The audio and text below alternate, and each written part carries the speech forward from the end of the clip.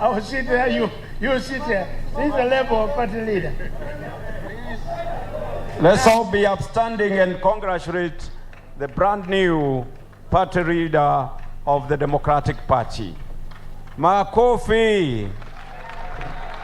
Makofi ingine. I now pronounce and mark. I now propose that Honorable J.B. Muturi, the Honorable Speaker of the National Assembly, the former Chief Judge in the Justice Office, the former advocate and everything, we now grant you that authority to become a DP.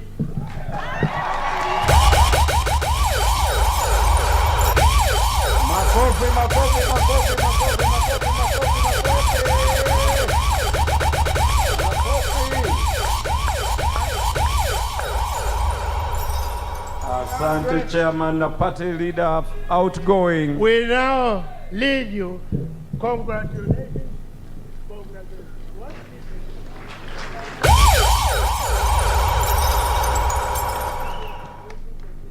Asante. Thank you.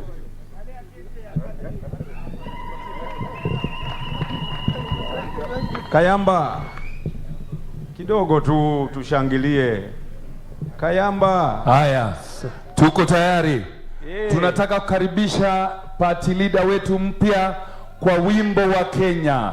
George, twende mara moja. Tusimame sote jameni, tusimame tukimkaribisha party leader wetu.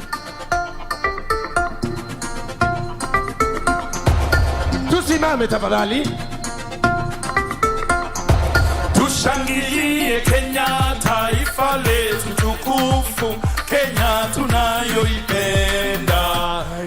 Tushangilie Kenya, taifa letu tukufu, Kenya tunayoipenda. Kenya yetu tunayoipenda. Twajivunia sana tukijiita wa Kenya, nchi yenye baraka.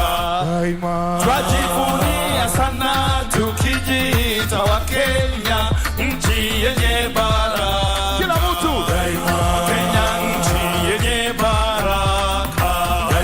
Kenya makao yetu ni nchi ya usalama, kamwe hatutaiacha. Kenya makao yetu ni nchi ya usalama, kamwe hatutaiacha.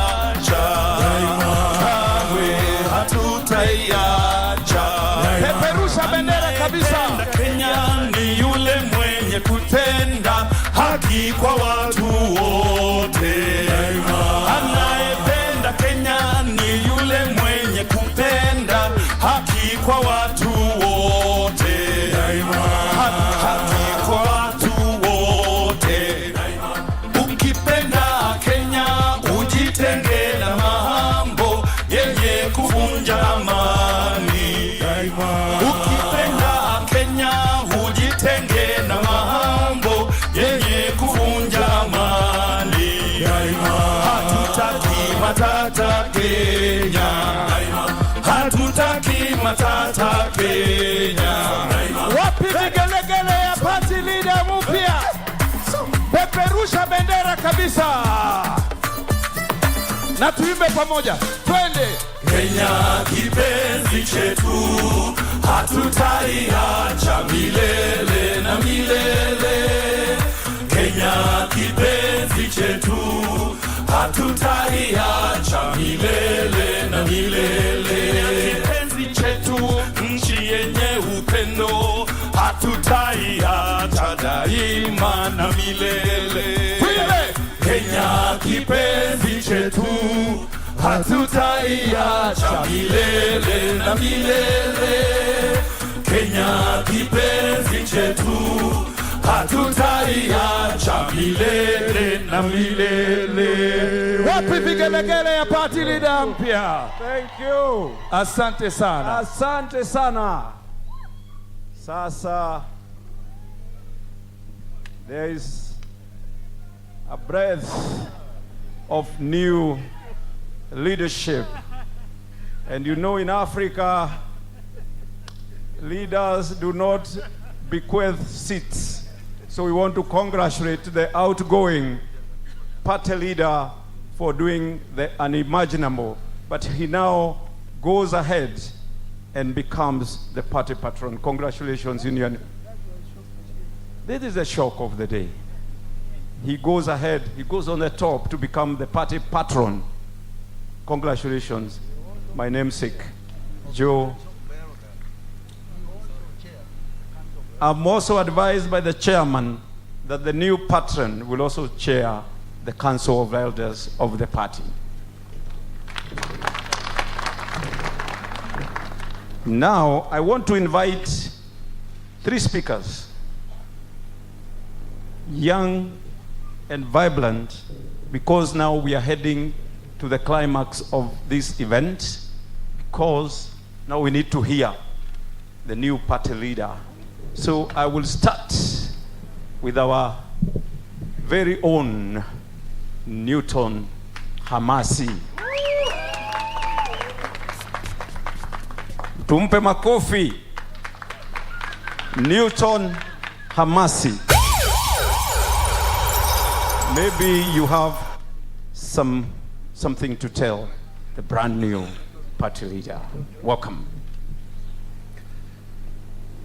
Our new party leader, Justin Muturi, our patron, and all NEC officials and the delegates in this hall. I greet you in the name of Jesus. Habari zenu. DP. DP. DP. It is unimaginable that a young man from Muyenga village in Kakamega County will stand here 35 years down the line to talk to this congregation. Indeed, our forefathers, led by our patron, had a dream. And today, as I sit here, a young man in my village, Muyenga village in Kakamega County, feels that the future is indeed luminous. Our new party leader, as I stand here today, I stand on behalf of the 39 million young people in this country who are so pained with unemployment in this country, who are so hopeless that we have no thoughts of our future. And as I stand here today, I tell my son, who is just 4 years, that from today, I refuse to be on the periphery, but to stand and be at the table when the ideas of this country are being discussed. Our party leader, you have been consistent, and we are telling you this, the consistency of having 70% youth and women be in your government. We trust that moving forward as our leader, you're going to ensure that it is fulfilled.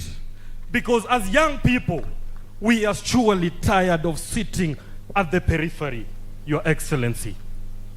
And moving forward, as young people, we will be at the table. Tumesema hivi, any young man can make right decisions only if they are given a true and responsible opportunity. As I stand here before you, if it was not for Justin Muturi, I wouldn't be here today. I contested back in 2017. I lost. No one gave me a chance. But this man seated here in front of us gave me an opportunity, showing how just, sincere, and honest he is. Our young people, as we sit here today, we look forward for leadership that is going to inspire development, instill integrity, restore justice, and strengthen our unity as a nation. Because without unity, we cannot move forward. My fellow youths, I know we have given up. we have doubts if our future is secured. But as I sit here today, I have this answer for you. All is not lost. We are just but in time with Justin Muturi. My fellow youths, I am asking you to believe not in the ability of our honest leader Justin Muturi to create change, but in our ability as the youths to be the change we want by doing one thing: resoundingly voting for integrity, order, and prosperity. As I go to sit down, Your Excellency, you have seen our creative young people singing and celebrating us in front of you.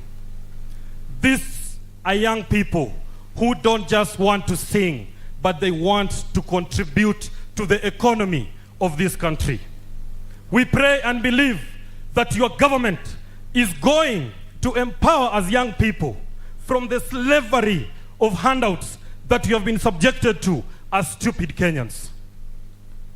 Your Excellency, through that, as young people, we are going to support the economy positively by paying our taxes and being job creators than being the job seekers you have been subjected to in the current and in the previous regimes of this country. Thank you. Young people, I give you a promise, including to my son, that from today, moving forward, we are not relenting. 30 years from today, our party patron, I promise you, we will be standing here because we shall have protected a greater nation called Kenya. Asanteni sana.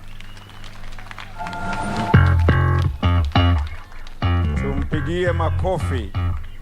'Cause I'm certain brighter. Thank you, DJ. I think we are, you can see, we are heading to the crest, to the crescent of this event. And now I call upon Mukami Florence to step into the stage and address this congregation. Mukami is the youth director. 2 minutes. Karibu sana. Our new party leader, Justin Biden Muturi, our party patron. I'm not used to saying party patron, I was used to saying party leader, and I want to say today, we can never be more proud of you, because you're one person who wants change for this country and change for the better. DP! DP! DP! Nataka kusema na yangu ni machache. Naitwa Mukami Wangui, kiongozi wa vijana katika chama cha Democratic Party of Kenya. Our new party leader na rais wetu mtarajiwa. The youth of this country, tumechoka kutumiwa kama conveyor belt. Tunaweka wale viongozi wanapanda, wakifika hawakumbuki vijana. Na sisi tunajua shida iko wapi. Shida iko katika ufisadi. Our new party leader, rais wetu mtarajiwa, tumekupatia taa. Mulika hawa visadi, mulika hawezi, watoe kwenye mashimo. Hatutaki watu ambao wanaimba hii nini Kenya yetu. Watoto hawana school fees, watu wanalia shida kidogo kama rent, sababu hawana serikali ambayo inawajali. Sisi tunataka kuwa mwanzo mpya, na sisi mwanzo mpya wetu ni Justin Biden Muturi. Na nikimalizia, wa Kenya, mimi najua tukitoka mle nyumbani kila mtu alitoka kwake akaja hapa. Na kusema kweli, tunajua kazi si kazi. Kazi si kazi. Na 6,000 yezi lipa nyumba na ilipie mtoto shule. 6,000 yezi lipa nyumba na ilipie mtoto shule. Wajinga wameisha Kenya. Hakuna wajinga hapa. Kuchukua kura yako na ujue future yako ni a country that is not corrupt, a country that has order, integrity, and is prosperous. And our only cure is Justin Biden Muturi. Asanteni sana. Tuko na viongozi wa youth ambao ni watu wa nguvu. Sasa ni wakati wangu kumwalika Gakenia ambaye ni kiongozi wa youth na wamama na mambo ya maendeleo, pia aseme mawili tukielekea katika kilele.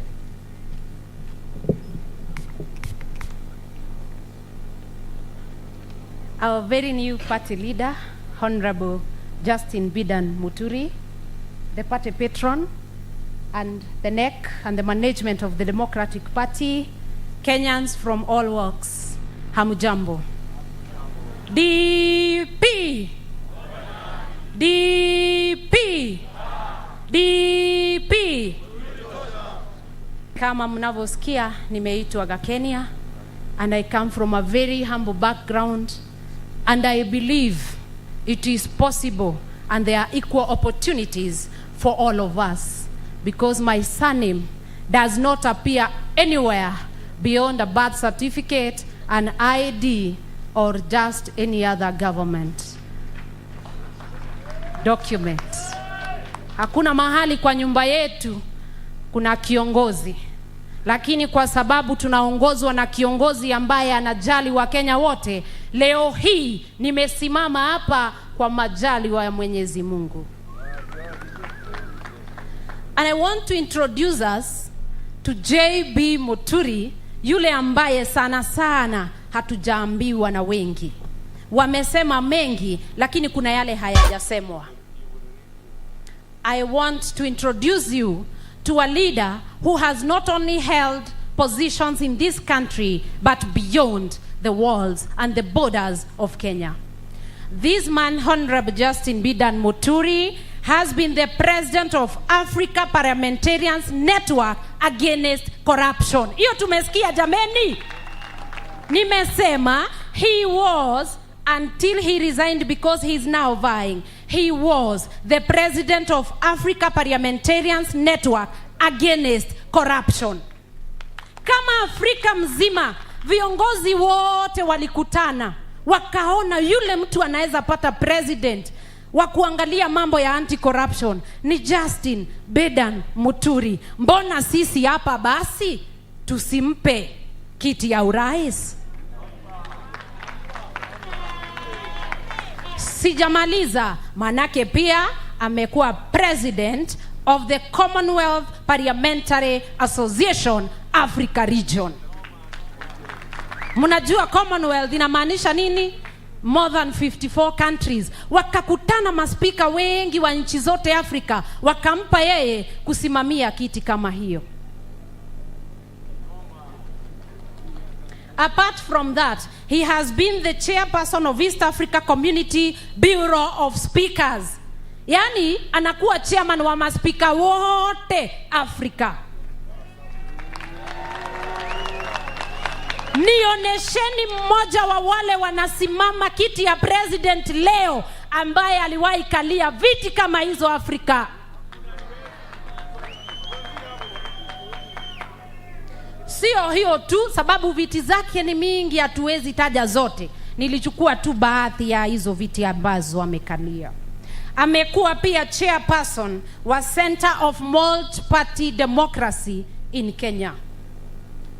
Meaning, tuko kwa demokrasia. And today, ukitoka ile mlango, uende ukisema, I am the Kenyan Democrat. Sisi ndio mademokrat wa hii nchi. Na sasa kwa sababu kama umavyosikia kutoka kwa MC, I am a woman, not very young because I am past the bracket of youth, but I'm still very youthful. And I am here to represent young mothers, ambao sisi ndio tunazunguka sana hapa na watoto sahi wako shule, tunalea, tunanyonyesha. Honorable Justin Muturi, when you become the president, we want to thank the current regime because tukienda kuzaa pale maternity yote ni bure.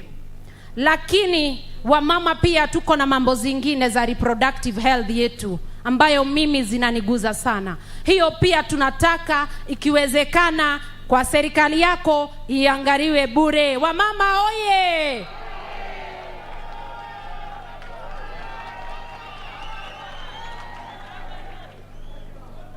Kitu ingine nataka kusema ni kwamba niko kwa umri ule wa kutafuta. Nikiwa kwa umri wa kutafuta, ninapoenda Gikomba kuchukua nguo ya mtumba, napata kijana pale, mama pale, mmoja anasema kamera mali safi, mwingine anasema fagia. Tuko pamoja? Ninapoingia pale Ngara, napata hoka ananiambia mali safi iko hapa na mwingine hapa ako na fagia. Wewe utaenda kwa mali safi ama fagia? Unapoenda kununua shamba, alafu kidogo unafuata ukifanya search, unapata hii shamba iko shida kidogo, lakini kuna nyingine hapa kando yake na haina shida, ni mali safi. Utachukua gani? Sasa hii leo nataka kuwa introduce kwa JB Muturi ambaye ni mali safi. Nikisema JB Muturi, tuseme mali safi. JB Muturi. JB Muturi. Kenya hii, he is also the chair for Parliamentary Service Commission. Ukitaka kazi ya kufagia pale, serikali ya kuitisha certificate of ESCC, ile anti-corruption, serikali pia, na unataka kazi ya kupika chai, hata uguzani na pesa mahali kwa ile ofisi, hata mahali hiyo maziwa unapikia chai ilitoka wewe ujui, unaitishwa certificate ya ESCC, kisha unaitishwa ya DCI. Basi hadi ma president tuangalie sifa zao pale nyumae. We do not want a leader who is full of scandals. Kijana anapotafuta mchumba, akisikia kidogo huyo msichana nia zake na njia zake hazikuwa safi, utamfanya bibi kweli? Ukitafuta mchumba ukiwa dem hapa, ukisikia kijana kidogo miandarati, sijui kidogo ni mkora, sijui kidogo, utakuja kupea mtu nafasi ya kuwa baba ya watoto wako akiwa namna hiyo? Basi mimi nasema leo hii tukitoka hapa tunasema JB Muturi mali safi all the way to State House. Thank you.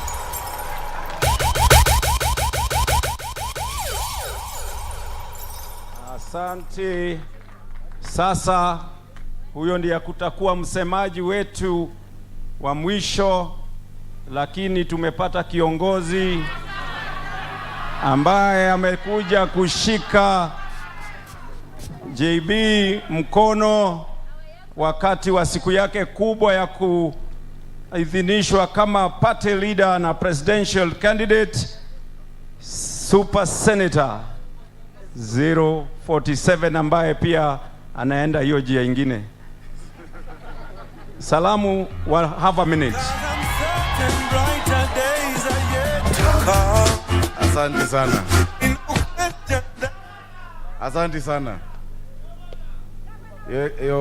Right Honorable JB Muturi, all protocols observed. Watu wa DP, Bwana asifiwe. God is good and all the time, and that's his nature. Na bado tusalimiane kwa hewa kama unaniona. Leo ni siku kabisa, hapo ndio tuko. Leo ni siku muhimu sana. And I told my big brother JB Muturi that no matter what, I will make it today to stand by you because you're a friend.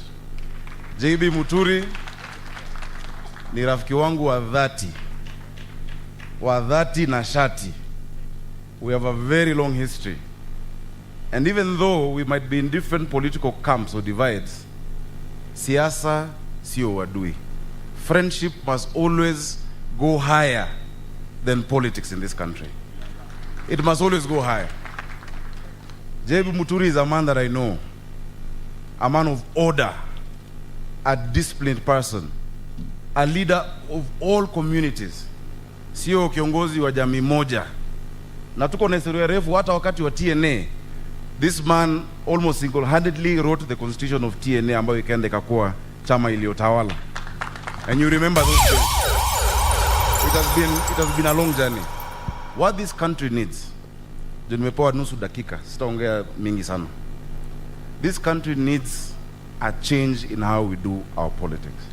Hatuwezi kuwa taifa ambayo mtu anajulikana kwa sababu ya yule anachukia, sio yule ambaye anapenda. Hatuwezi kuwa na taifa ambapo msimamo wako ni kutukana wengine na sio kutoa mambo ambayo yana manufaa kwa jamii. Si ni kweli? Because we want the same thing in this country. We want the same thing. JB, unite your people, unite this country.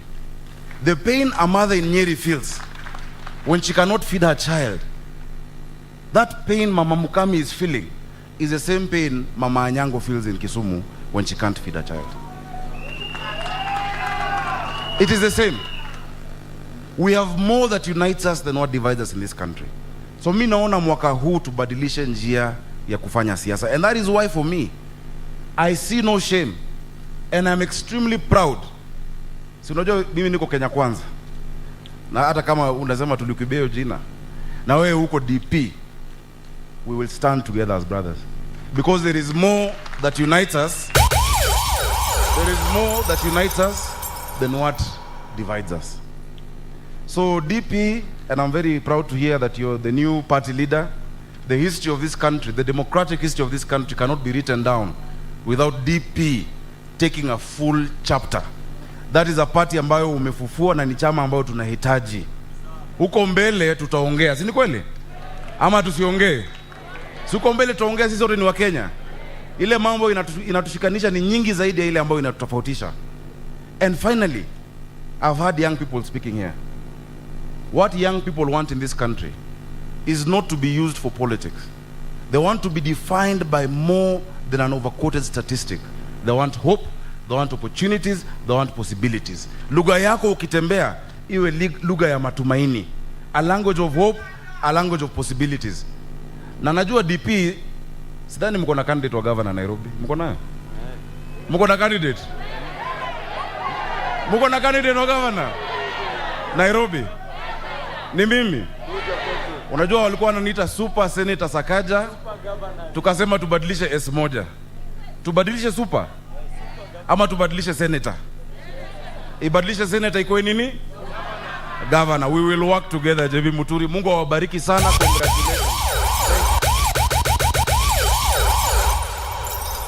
Congratulations. Thank you. Nataka sasa kuvunja protocol zote. All of you have been saying all protocols observed. I want to ask you, honorable delegates, to be upstanding. All of us to be upstanding as we welcome our brand new party leader to address this congregation. Kayamba, where are you? DJ, as we welcome. Ati kura zote zina ati news just in ati kura zote zinaenda kwa Justin. Hey. DP umoja na haki. Karibu sana, makofi. Vigeregere. Ay ay ay. Umoja na haki. Sema ta. Muturi tosha. It's just in time. Welcome sir. Muturi tosha. Muturi tosha. Welcome. Muturi ameshika rifani. Asante sana DJ. Thank you. Karibu sana party leader. Please be seated.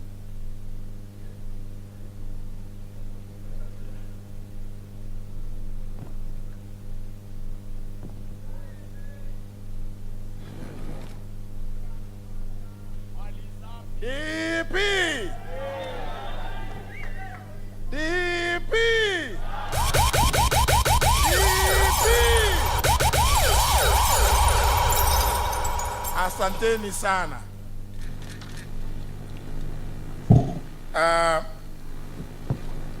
Ladies and gentlemen, a new dawn has come. A time for all of us to reflect and answer simple questions. One of which is, which kind of a country do we want to live in? Which kind of country do we want our children to inherit? Which country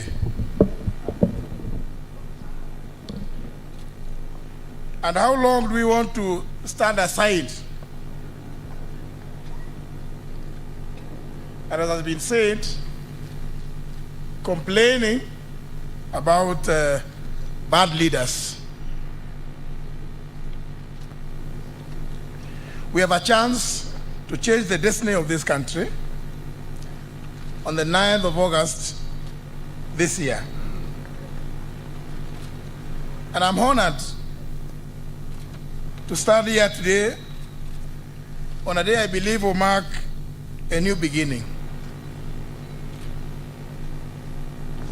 My name is Justin Muturi, and you delegates and Kenyans are just in time for change.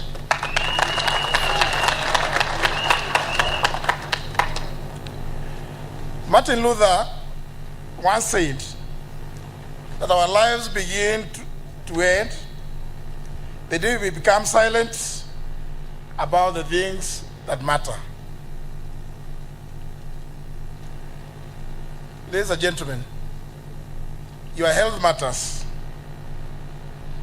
Your children's education matters. Your food matters. Your shelter matters. Your job matters. Service delivery matters. Your integrity and your prosperity matters. Ladies and gentlemen, order in your country matters.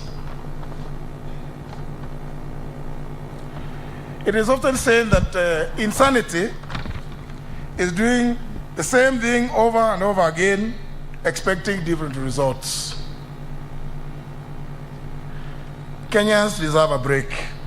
And I believe we're just in time for change, but the change can only come when leaders of integrity stand up and take the leadership mantle.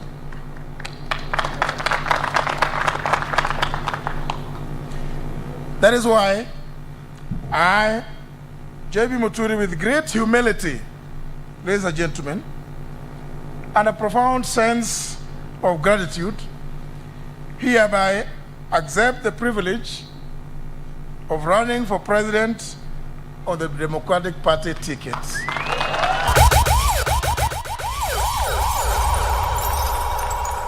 Asanteni sana.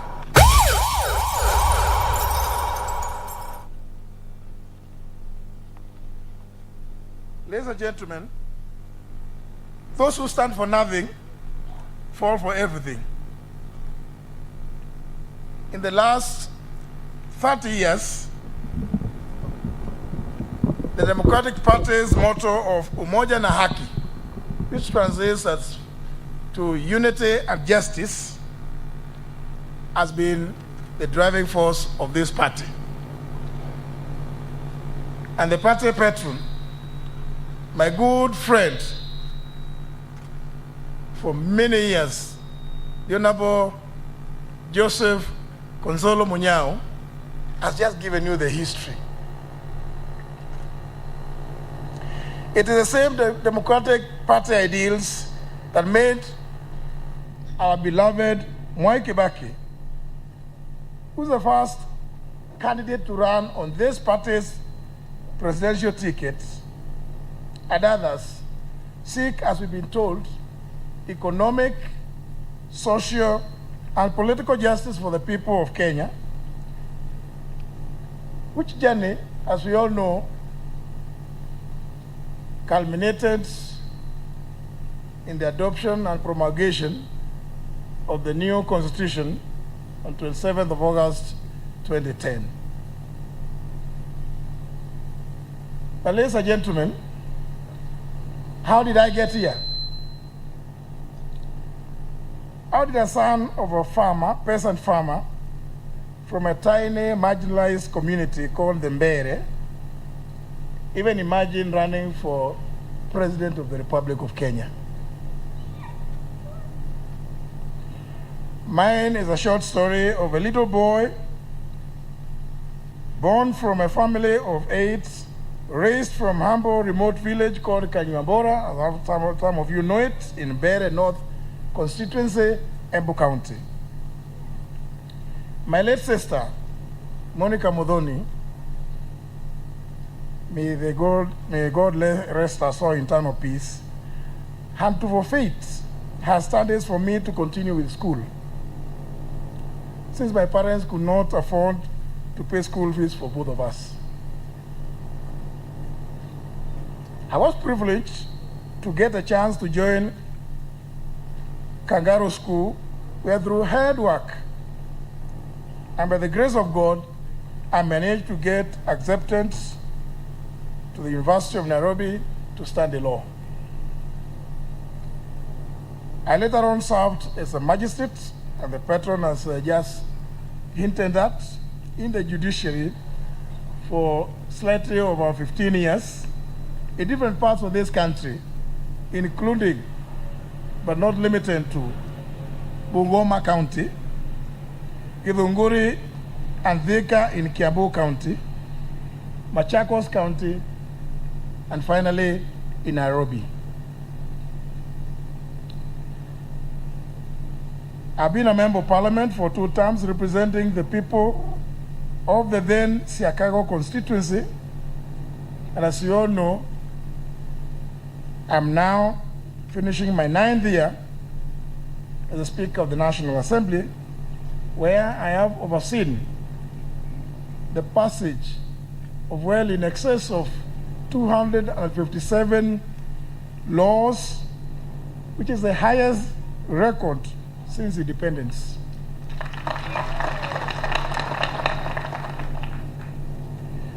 On matters education, ladies and gentlemen, I believe that my story is not any different from many of other Kenyans.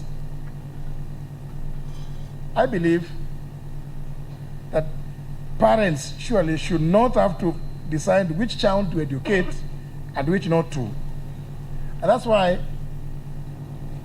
in the Democratic Party government, which I intend to form, education will be free right from primary school through to secondary education. And I mean meaningful education. For I firmly believe, ladies and gentlemen, we must do a proper needs assessment to first determine how many kids are expected to be in school at each given year, so that we prepare the necessary physical infrastructure as well as the human resource in form of teachers and instructors.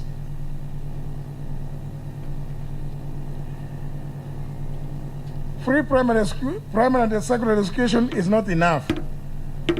We must move from a system that glorifies academic qualifications, like degrees, to a system that encourages the development of skill sets that are aligned with the vision of the country.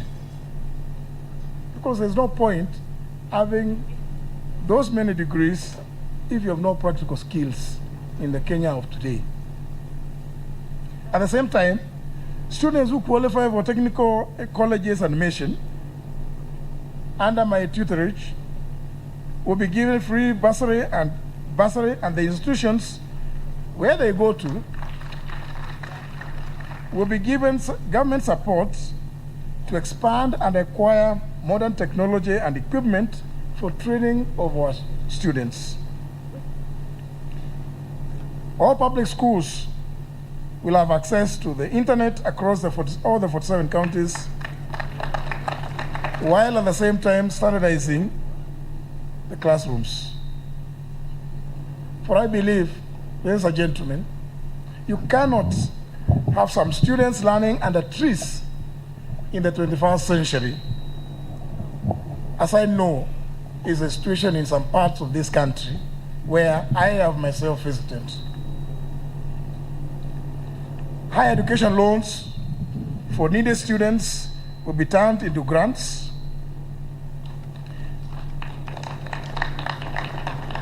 For I believe, ladies and gentlemen, if it wasn't for the bursaries, even I wouldn't be standing here before you. Every student deserves a fair chance to be something in this country, and we must level the playing field. And if they think that these are just dreams, we will say to them with our unwavering conviction that you're just in time for change. Ladies and gentlemen, my speech today will not go into the details of the various topics, some of which are well captured in the draft manifesto which we have developed. But I may just pose to ask a question. How many of you are happy with the economy as it is today?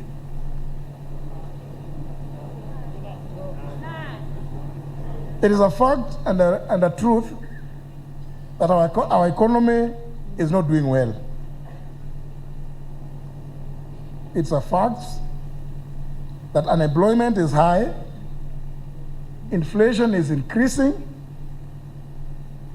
businesses are failing, our debt levels, even at the individual level, are rising, just as the debts are rising in the country.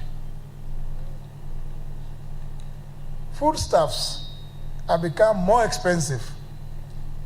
Basic kitchen ingredients like tomatoes are fallen into the luxury category for those living on less than $1 a day.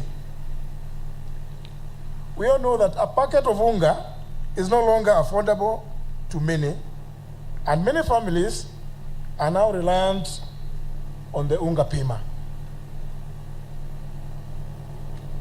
So I hear people ask, how do you intend to fix it? It's been alluded that we must begin by reducing the cost of borrowing in the markets.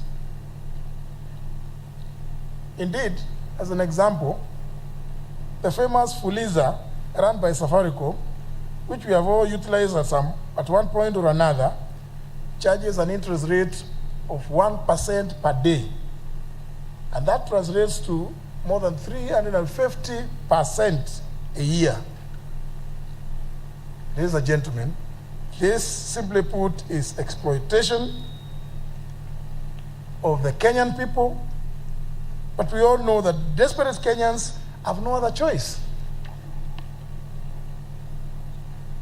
How many of you here have been told by friends, usitume kwa namba hii nimefuliza? Wangapi wameambiwa usitume kwa namba hii nimefuliza? Wote.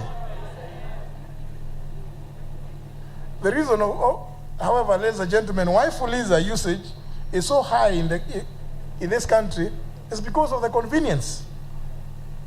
The transaction is quick and easy and requires no elaborate processes, and the money is released immediately. And once it is released, therein lies the trouble for all of us. Because of that 1% interest per day. Woe unto you if you do not repay within.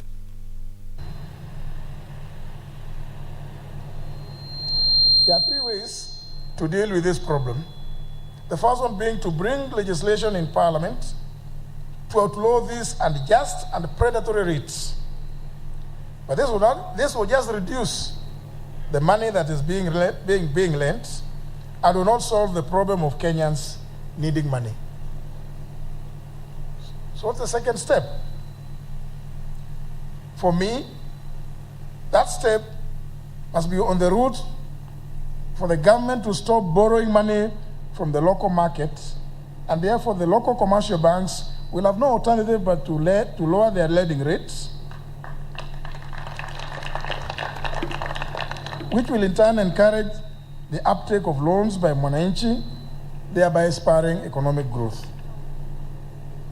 The third step would be revolutionizing our banking system and become one leaders in the process of moving to 100% digital banking, where our mobile phones become our bank accounts.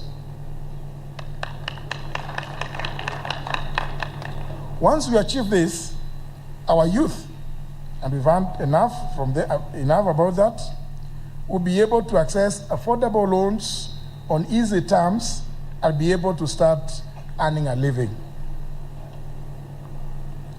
And while on this youth agenda, I believe that the true marginalized are actually the youth of this country. And this is where we need to start our economic revival. Ladies and gentlemen,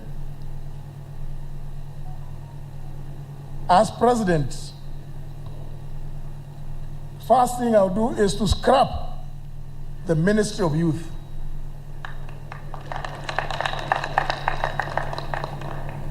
For indeed, how can the youth, who account for more than 75% of the population, have only one out of 22 ministries?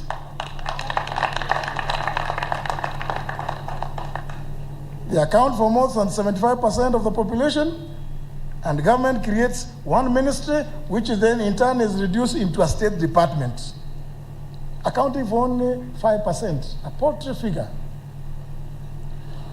In my government, all the ministries should be youth-centric. They should focus on dealing with the youth and have dedicated personnel to ensure that the ministries remain focused on youth affairs. Our entire fiscal and monetary policy must also be tailored to ensure that the youth are at the center. That means that our tax policies should allow the growth of businesses for our youth.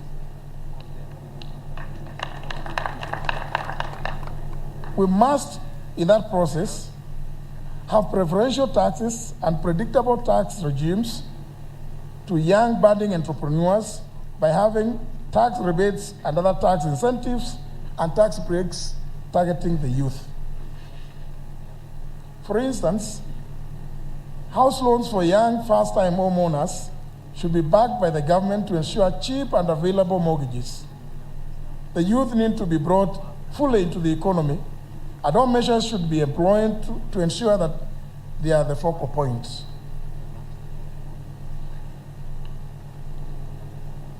Ladies and gentlemen, agriculture is the mainstay of the Kenyan economy, contributing about 60% of the GDP and employing about 80% of the workforce. Is it ever true to say that the growth of agriculture is indeed the growth of Kenya? The first step to increasing our agricultural yield is to move away from rain-fed agriculture to a stable irrigation system. As we build the infrastructure for that, there are a few quick wins which we can make along the way. First, we must reduce post-production losses. On average, it has been reported that we lose over 30% of our farm produce after harvest. We need to urgently address the issue of storage to ensure that we safely and hygienically store our produce by employing new technology in our storage facilities, including increasing our cold storage capacities. Next, we need to address the issue of farm inputs and the exorbitant costs. Kenyan produce has become increasingly uncompetitive, as it is priced too high due to the high cost of inputs. We must encourage the production of farm inputs locally and zero-rate taxation on those that are imported into the country. We must also find the right markets for our produce, markets that are willing to pay the right prices for our produce. Indeed, ladies and gentlemen, as I traverse through different parts of the Mount Kenya region, I see tons and tons of avocados rotting on the ground, and I wonder if some young people set up avocado oil processing plants, would they not make a living from these discarded avocados?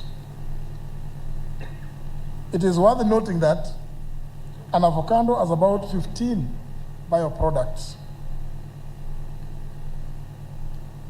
On the other hand, scientific studies have also shown that sugarcane farming takes approximately 24 months to grow in Western Kenya, and is therefore necessary for us to consider what other mechanisms can be employed to promote more economically viable agricultural practices, including but not limited to issues of sugar beet and dairy farming.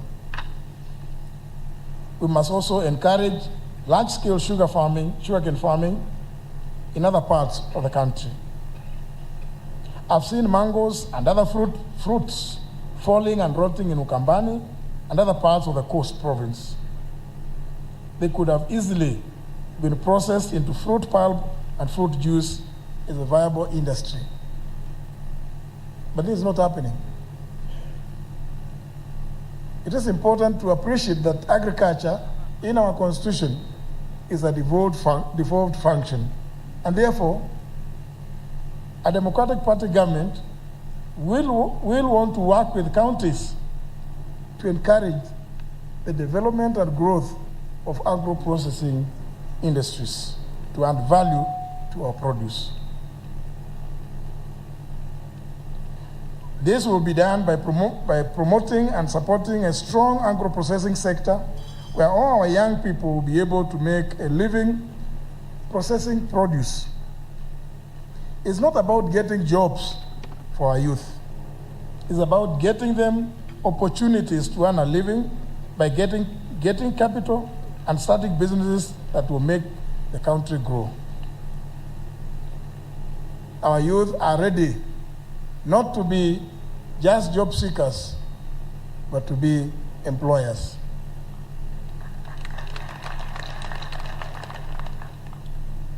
Ladies and gentlemen, let's talk about the issues affecting northern Kenya, mainly water and pasture. And I'm happy as I tackle this particular aspect. The delegate from Garissa did allude to this as a forgotten part of the country. The major reason for conflict in this region is the fight for water and pasture. Indeed, the insecurity in the region can be attributed to these two factors. Let me say that Kenya is blessed with a huge number of livestock. Indeed, its sheer numbers can rival those of Botswana. If the northern Kenya herds were properly utilized, that region would easily become one of the largest sectors of our economy and one of the largest foreign exchange earners. Indeed, I firmly believe that northern Kenya should and could be made the Texas of Kenya.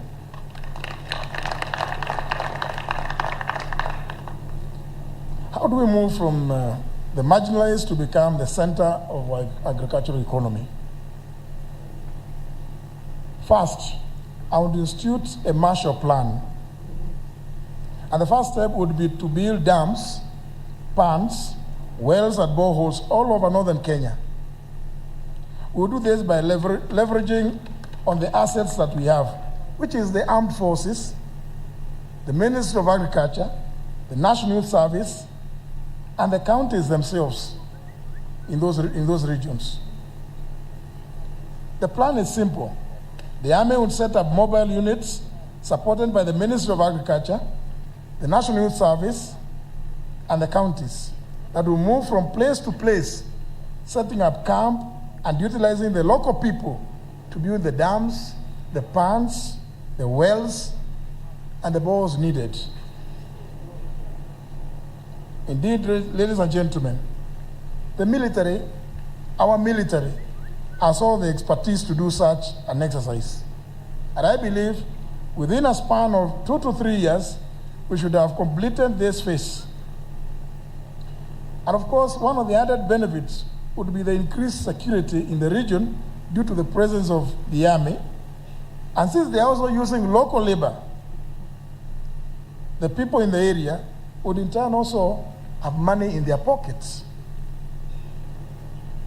Simultaneously, we will start a process of demarcating and preparing a quarantine zone for all the livestock that will be brought to the market, which I ideally would locate in Isiolo.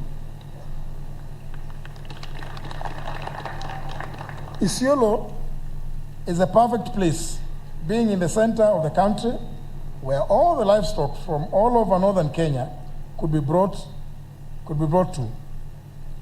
Here we will ensure that all the livestock that are brought there are tested, treated, and fattened before entering the market, or indeed, if need be, being shipped out of the country. Now, ladies and gentlemen, allow me to touch a topic that is very dear to my heart and very close. And indeed, this is the elephant in the room: corruption. We cannot continue doing the same thing, administration after administration, and expect different results. We've spent most of our resources and efforts in investigating, arresting, prosecuting, and recovering stolen assets. But it's not enough. We need to reduce and stop the incidences of corruption to have meaningful gain in this fight. Therefore, there should be greater focus on stopping the looting rather than hunting the looters.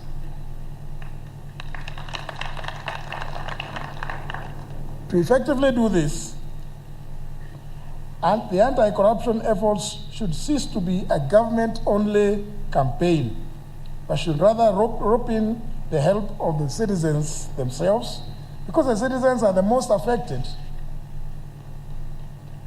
Indeed, the mantra in this campaign should change to one where change the Kenyan and change Kenya.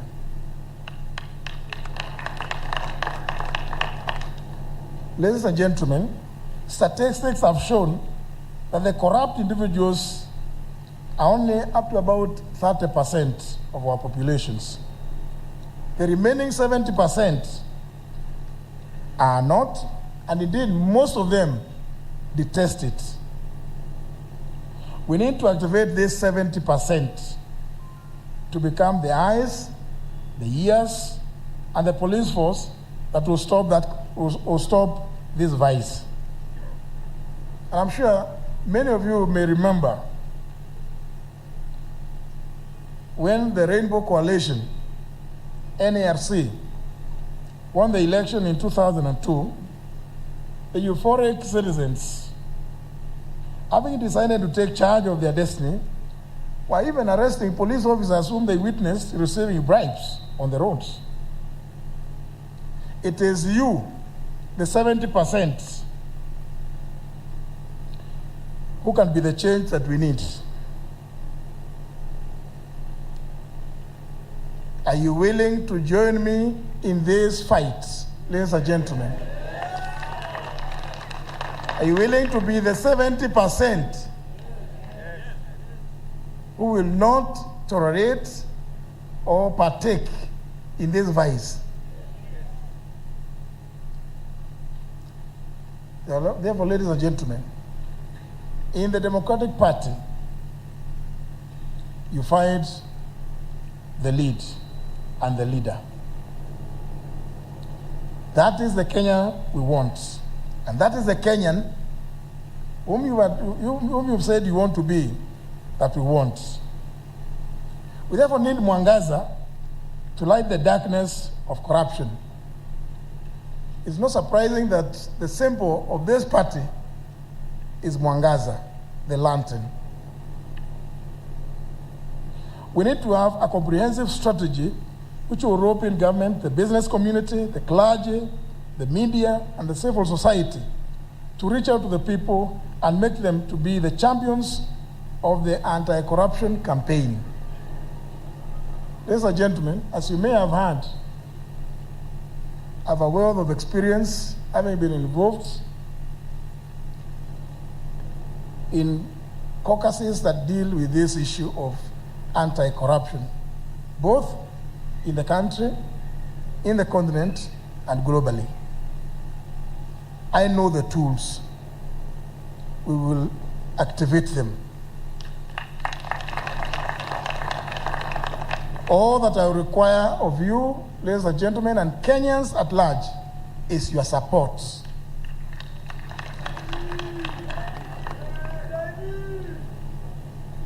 Ladies and gentlemen, I cannot conclude without talking about another topic that is very close to my heart, another topic of healthcare. And before I say anything, I wish to appreciate the tremendous efforts that the current government has made in this area.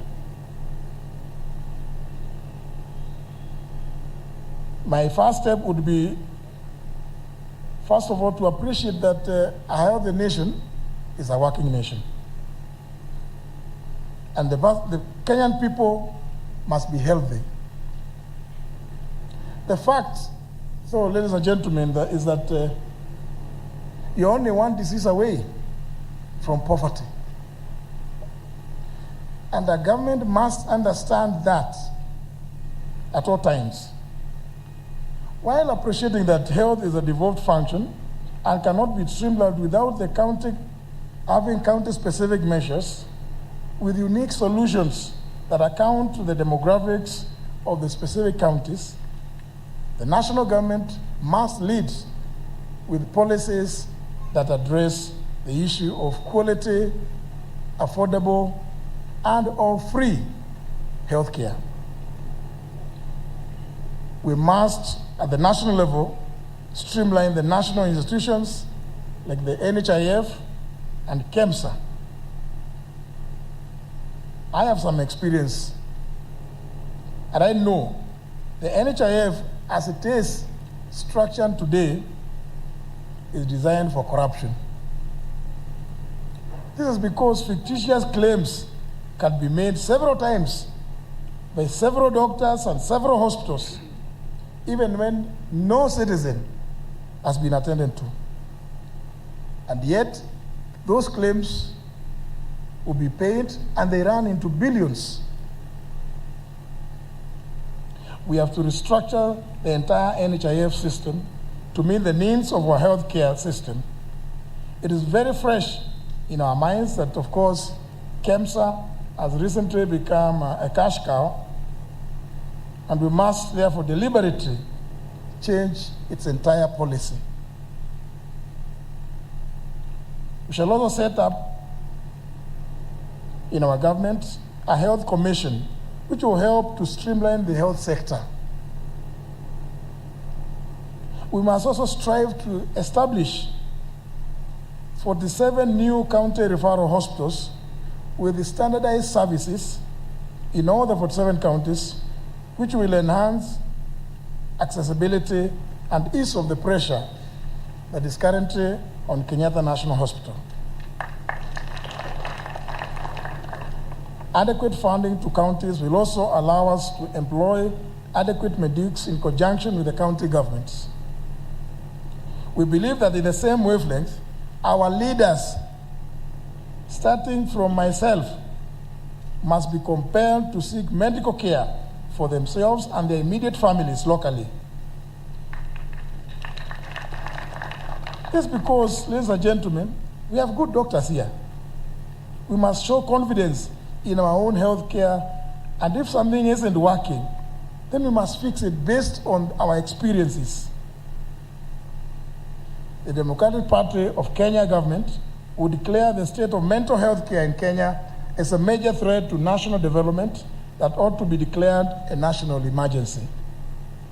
In this regard, we will collaborate with the private sector to directly fund the establishment of a neuropsychiatric institute, establishing a modern mental health facility with all the necessary infrastructure to provide the highest mental health quality care that patients deserve.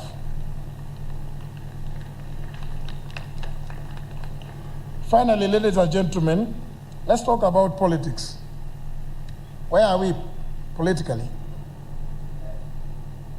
Let me give some background. In 1992 and 1997, after the repeal, as the patron did indicate, of Section 2A of the former Constitution, several parties were formed in the country. And several participated in the elections of those 2 years.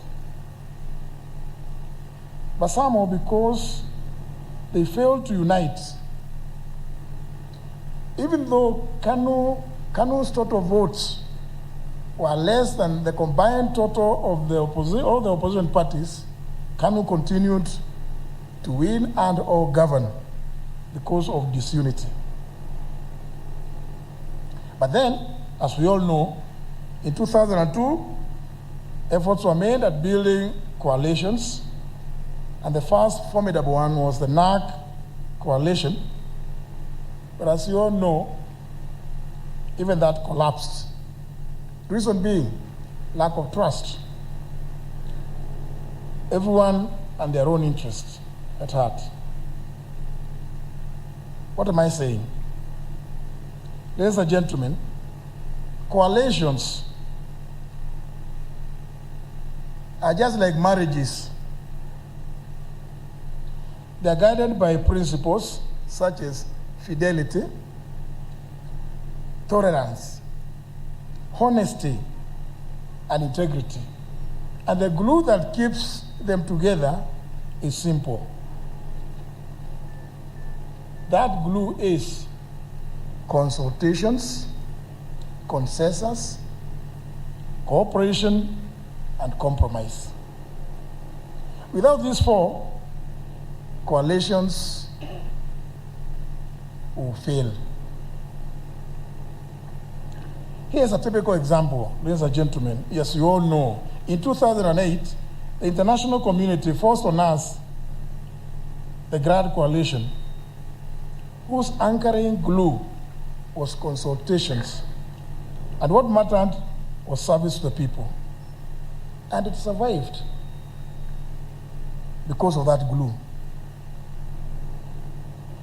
We then assumed that we had already learned lessons and mastered the art of coalitions, but apparently we still lack honest consultations.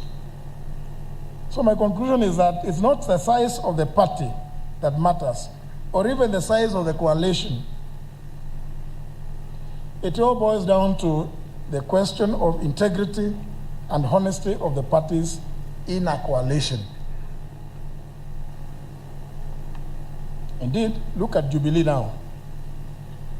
As we all know, in 2016, several parties, about 13, came together, purporting to form one, what they called one national party. But I can say, they lacked in those agreements honesty and respect for one another, and a common purpose. The only driving force being to acquire power and form governments. Today, the country is seeing an increase in the political temperatures and activities to a point where everything is being politicized. The politics of confrontation and insults have dominated the political scene. So I ask the question, how is it then that the two assumed horses that thrive in this toxic environment of insults upon insults have become the front runners in the polls ahead of the election. Is it that Kenyans don't care about the quality of leaders? Kenyans, those who live in estates, will not give you leadership of an estate if you are a person of suspicious character. Kenyans need to ask themselves, what kind of people are we entrusting with political leadership? Party hopping has become part of our political culture. Everyone is looking to be in the winning team. Others are being lured by the highest bidders, and none of them seem to stand for anything. Indeed, this is tantamount to political promiscuity, and is now very high in a very, very high gear, because politicians are moving from one party to the other with reckless abandon, leaving the electorate actually bewildered. What happened to political ideologies? The patron talked about the ideologies, the ideology that informed the forming of the Democratic Party. So what happened to ideologies? Indeed, I may ask this question. Maybe Kenyans may not know, but I would want to be shown anywhere in the world, in a functional democracy, where a sitting government decides to join forces with the opposition to form another government with disregard to the fact that it is already in government.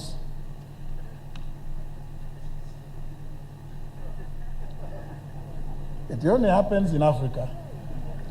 I may just remind you, Kenyans, that in Botswana, the former president, Kama, also, as he was retiring, decided to move away from his government and his party and went to support the opposition. The rest is history. The results are well known.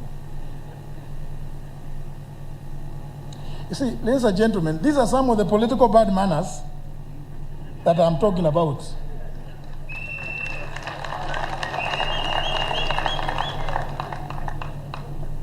We must stand for something and not just the pursuit of power.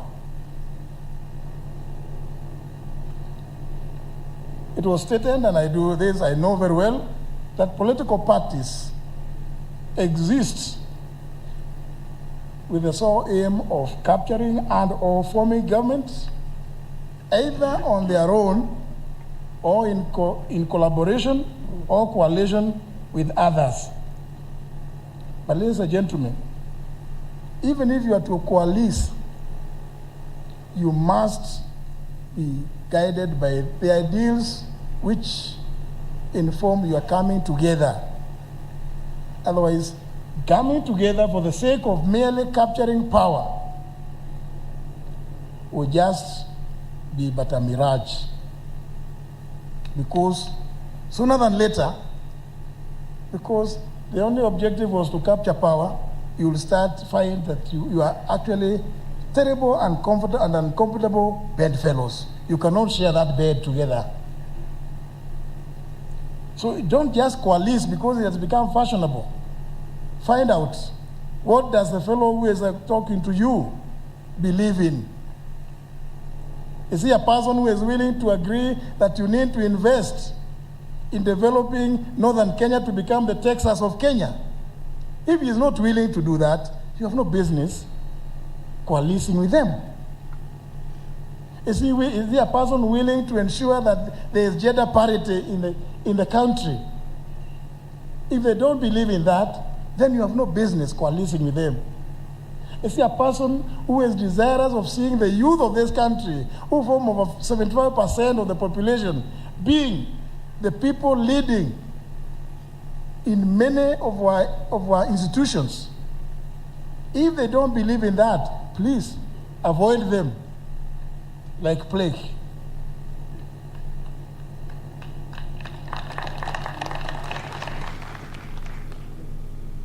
Because, ladies and gentlemen, you must be able to share common ideals, common principles.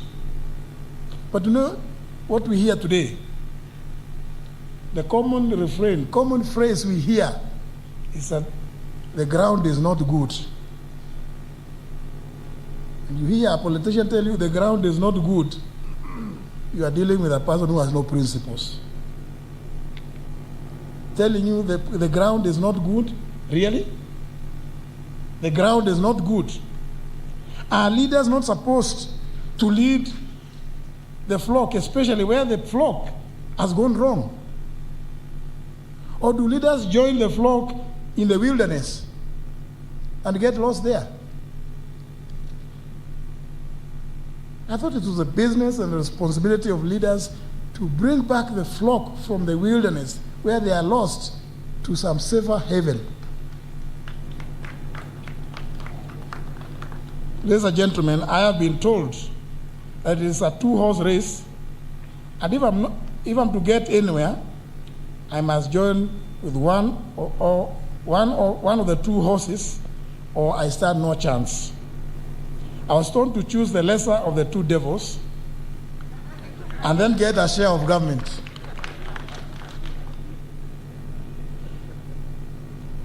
Ladies and gentlemen, I would like to state now before the whole country that I'm here because I believe in a great future for Kenya.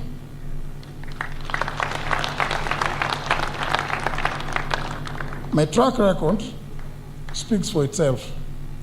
I have diligently served the people of Kenya in different capacities to the best of my abilities. We, as the Democratic Party, offer something different from the rest. We offer the political option that is diametrically opposed to the others, because we stand for what is right, not what will give us political mileage. We stand for a prosperous Kenya and not one to enrich ourselves in. And most of all, we believe and we stand for umoja na haki.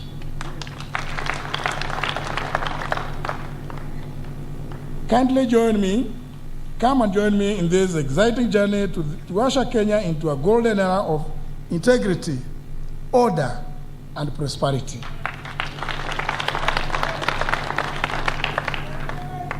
Will you Kenyans join me in this journey?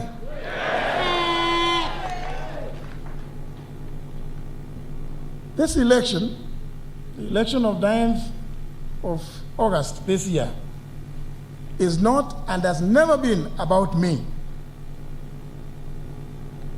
Fellow Kenyans, this election is about you.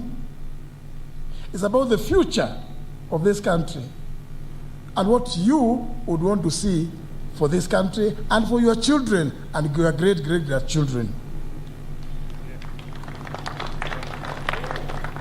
Will you therefore, ladies and gentlemen, stand for what is right, or will you continue doing the same thing expecting different results? No.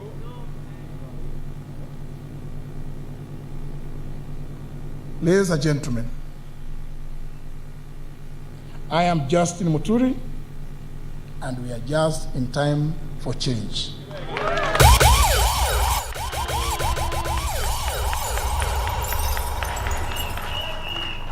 Kenya mbele, Mungu awe kiongozi wetu wa kutuonesha sehemu zote ambazo tunatakiwa kuangazia mwangaza huu wa chama hiki. God bless you. God bless Kenya. Thank you very much.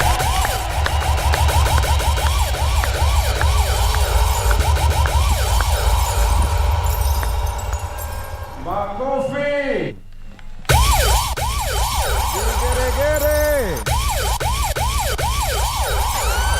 Asante sana, asante sana, asante sana. May we be seated. We do Yes, we do one final party ritual that will be the reading of these National Delegates Convention resolutions in half a minute. Then after that, I will request the leadership of the party to be ready to come and launch with the party leader his journey to August 9th, and he's taking over the mantle of the party leadership. Okay. DP. Aye. DP. DP. DP. Asanteni, na sasa tumefika wakati wa resolutions.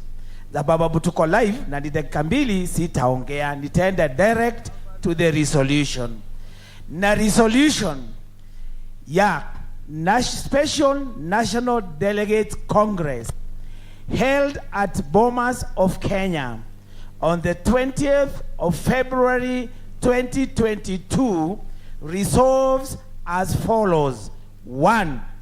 That the Democratic Party of Kenya has unanimously endorsed Mr. Justin Bidan Muturi as the party presidential candidate in the coming general elections of the year 2022.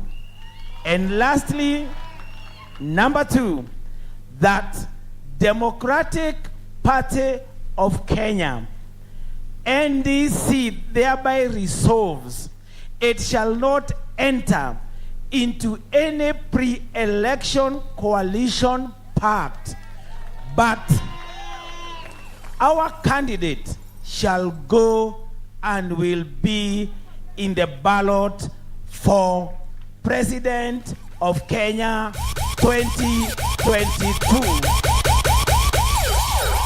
and shall consider post-election pact when the time is due. Ladies and gentlemen, we now head over to Madai for the last part. I think let's all be upstanding for the launch from where we are.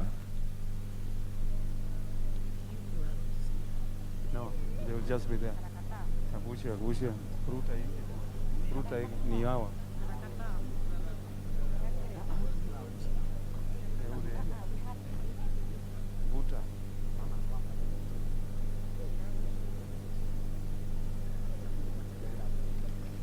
Then the Hiram, the video should also be Hiram.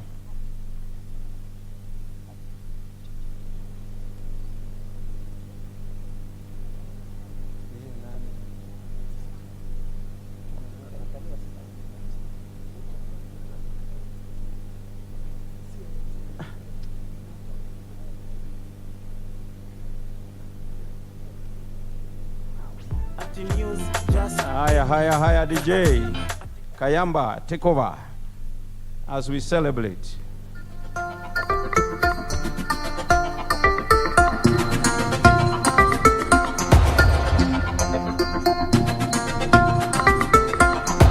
Tushangilie Kenya, taifa letu tukufu, Kenya tunayoipenda.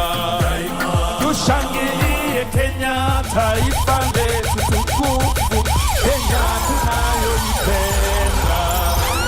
Kenya yetu tunayoipenda. Tukijiita wa Kenya, nchi yenye baraka. Tajivunia sana tukijiita wa Kenya, nchi yenye baraka. Wapi bendera tupeperushe tafadhali? Peperusha bendera, peperusha na malango yenye kudumu amani. Kenya makao yetu ni nchi ya usalama, kamwe hatutaiacha, kamwe hatutaiacha. Peperusha bendera, Kenya ni yule mwenye kupenda haki kwa watu wote. Mwenye kupenda Kenya ni yule mwenye kutenda haki kwa watu wote. Haki kwa watu wote. Ukipenda Kenya ujitenge na mambo yenye kuvunja amani. Ukipenda Kenya ujitenge na mambo yenye kuvunja amani. Hatutaki matata Kenya. Hatutaki matata Kenya. Wapi vigelegele za? Sijasikia bado. Naomba vigelegele tena. Tuimbe pamoja. Kenya kipenzi chetu, hatutaiacha milele na milele.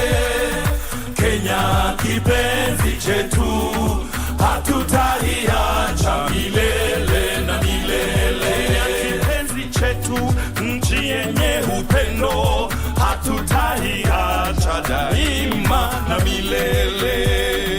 Kenya kipenzi chetu, hatutaiacha milele na milele. Kenya kipenzi chetu, hatutaiacha milele na milele. Tumpungie mikono. Tumpungie mikono candidate wetu.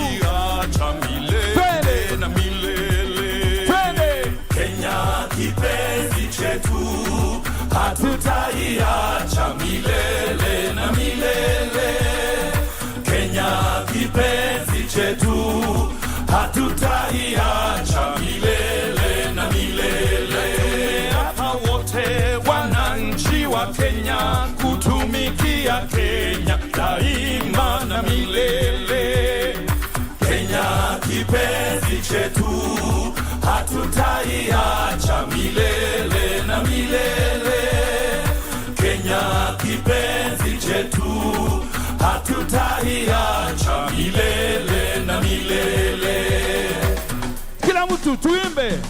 Mimi ni mwana Kenya daima. Nikienda ng'ambo nitarudi. Mimi ni mwana Kenya daima. Sitadanganywa kamwe na wabaya. Mimi ni mwana Kenya daima.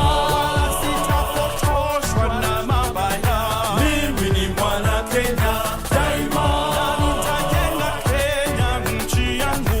Mimi ni mwana Kenya daima. Wapi vigelegele wewe? Asante. Haya, tuketi tupate vote of thanks. Tuketi tafadhali, tuketi. Tusonge. Just in. Atikura zote. Nataka wimbo ya DP, nataka wimbo ya DP ndio nataka sasa. Umoja na haki. Sema ta.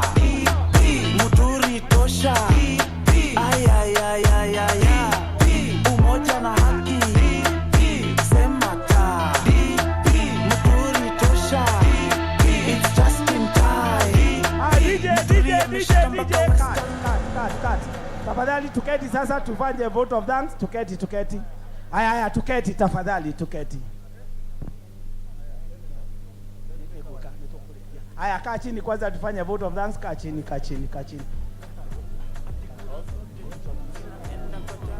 Haya, keti. Tafadhali keti. Wewe keti. Okay, wewe keti kwanza tumalize. Umoja na haki. Sema ta.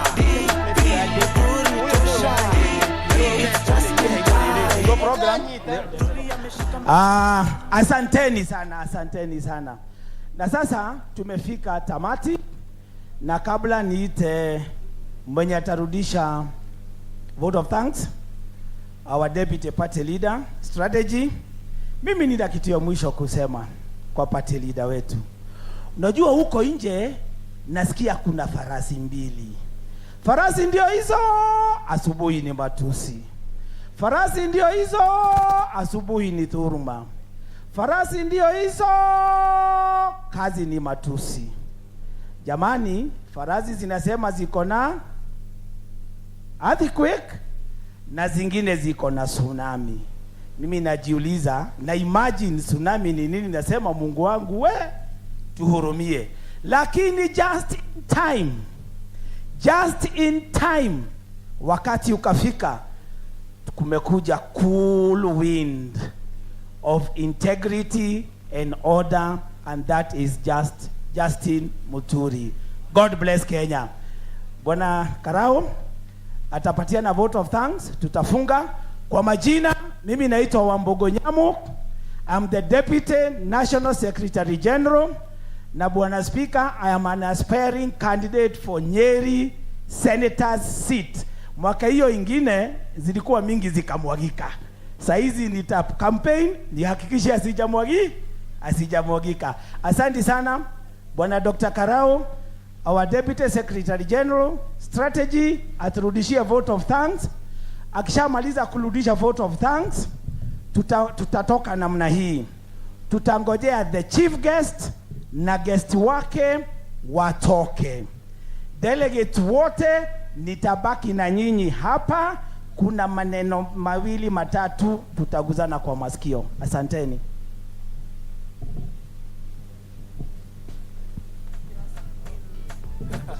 Atikura zote zinaenda kwa Justin. Wana delegate wenzangu, leo ni asemaye kesho. Welcome to the new Kenya. Welcome to the new Kenya. My role is to give a vote of thanks. But before I do that, I urge you to be just slightly, a little bit more patient with us. There's a small clip of a video that you are going to watch on all the screens, I believe. So let's give the team a chance to air. Lantern is a symbol of Democratic Party of Kenya. Democratic Party now is 30 years after registration. But in reality, it's about 35 years. Because we started Democratic Party way back in 1987. That's the time Honorable Kibaki was a Minister for Health. But after we had discussed with him, he felt that it would be better for him to be acting as an opposition when he's out of government. That time it was myself, Honorable Kibaki as our chairman, John Keane as our Secretary General, Honorable Jagarume as our National Treasurer, and Mohamed Ogle. The movement started at that time, and it continued reacting and becoming a real opposition in Parliament. DP! Way back in 1992, after Section 2A was removed, more parties were allowed in the country. That is the time now we are registered. Democratic Party believes that Kenya must regain its lost good name and past glory. It has also the potential to elevate its status. At that time, Moi had been in power, I think, for about 12 years or so. There was no other voice. It was only his voice. And anytime you come up with any other alternative, then you had to be either locked in or something had to happen with you. And we felt that we better democratize Kenya. And that is exactly why we did that, to form democracy, to form freedom. Freedom of enterprise, freedom of worship, freedom of everything. There is what we used to do, DP, Bajaraki, DP. We were all enhancing freedom. From my heart, I demand justice. From my heart, I demand justice. 2002, that is when now there was a bit of democracy. We got many other members of parliament. I think we got about 48. And 2002,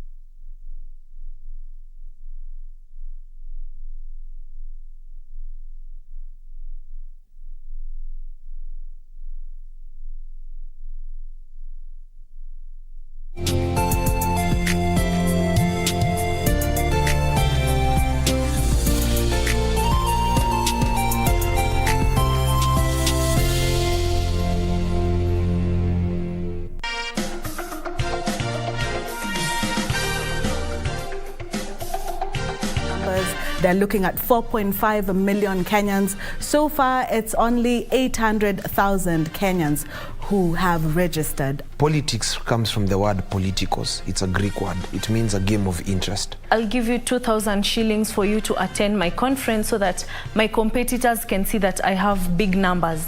So when I hear of 2,000, I'll say, nikilala home, I won't get this money.